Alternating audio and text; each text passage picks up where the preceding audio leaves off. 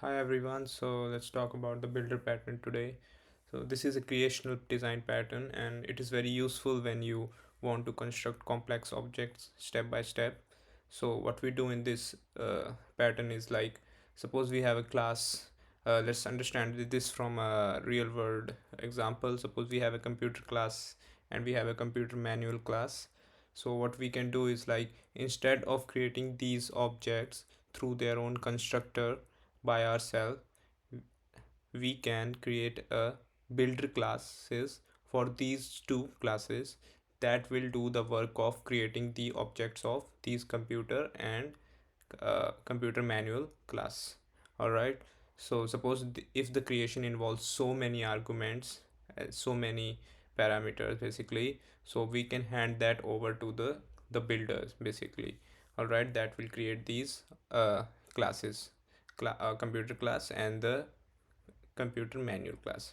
So and further, we what we can do is we can create a director class that will invoke that will have the methods to invoke different kind of builders. So director can be the manager of all these builders that are creating these products, right?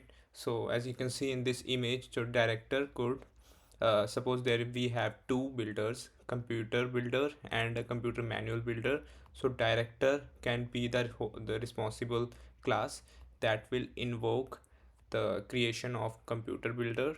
uh, I mean, it will command through the method of that it has, and then it will also has the method to command to the computer manual builder that will further start create the process of creating the computer manual. So that's how this builder pattern works. So let's understand this from this code. So over here, as you can see that we have a computer class and a computer manual class, and it has some it has two methods, add and list parts. So as you can see, we are not having a constructor that takes the parameters to construct these objects. So what we have done is we have a builder interface that have some set of methods that that's being implemented by these two builders. One is computer builder and the another one is computer manual builder, and these two are taking the responsibility of the creation of these two products, which are computer and computer manual. So these two builders are taking the responsibility of the creation of those. As you can see, we have set CPU, set RAM, set storage, all these methods that invokes the add method of the computer, and then they just simply uh, add these parts to the object. All right, and once we are done creating all of these or the object using different set of methods, then we can finally get the final outcome using the get product method, and then we will get this product back, and then we will reset the state again. All right, so simply we can do the same for the computer manual as well. So here is the director class.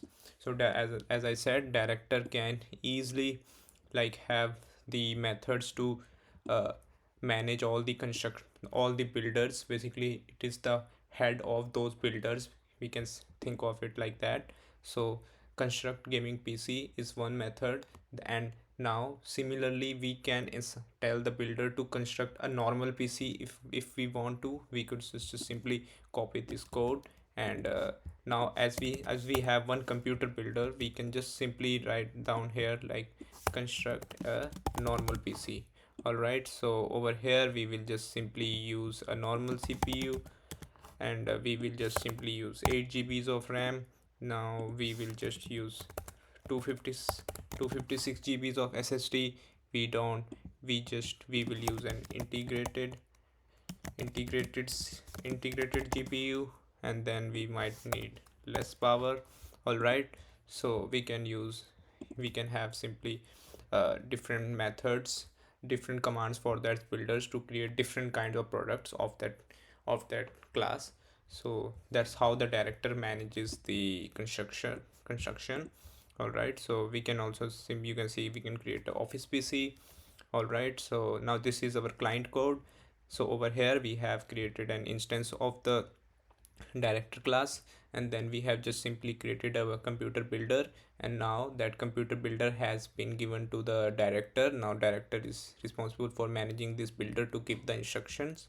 So now we are calling the construct gaming PC. Now builder will start working on it, and as you can see the computer builder uh, com- computer builder, after the construction is completed, we will simply get our result by get product. And yeah, this one is for to show you the list of parts that the builder has added. And simply we will also create the computer manual builder, and then it will also get the same parameters from of the construct of the gaming PC, as we are creating the manual for the gaming PC. All right, so let's run this code. As you can see over here, we have this uh, we have this object created, and the list part basically prints all the parts that these builders have added to the object. All right, using step by step creation. And now suppose during the construction, if we wanted some customization, we could just simply use, there is no need of to use director. We I mean In some examples of builder pattern, we can just remove the director and we can manage the creation ourselves using these builders, dot set and dot set ram methods. All right, so what we can do over here is like builder, suppose in the middle of the construction, we can just, before getting the finalized product, we can just simply request the builder to set the ram, instead of 32 GBs of RAM to our gaming PC, we could just set the RAM to 64 GBs. And now if we execute the code, you can see over here our, this is our customization, that the RAM is 64 GBs, and still we will get our final products with all the parameters over there. All right, so that's how the builder pattern works. And thanks for watching. If you like the please make sure you like the video if you like this uh, explanation of builder pattern. Thanks for watching.